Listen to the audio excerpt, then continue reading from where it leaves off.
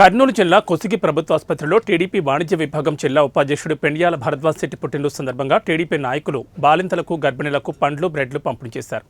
అంతకుముందు శ్రీ రేణుకా ఎల్లమ్మను ప్రత్యేక పూజలు చేశారు.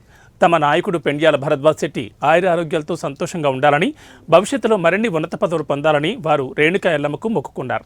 అనంతరం ఆలయం ప్రాంగణంలో ఉన్న అనాథలకు, వృద్ధులకు అన్నదానం చేశారు. ఈ కార్యక్రమంలో టీడీపీ నాయకులు పరుషుగేరి హనుమంతు, ఉప్పర రాజు, మారేష్, రాజశేఖర్ రెడ్డి, రామయ్య, దేవన్న, మధు, హుస్సేని, నాగరాజు, సత్యరెడ్డి, ఆటో శ్రీను తదితరులు పాల్గొన్నారు.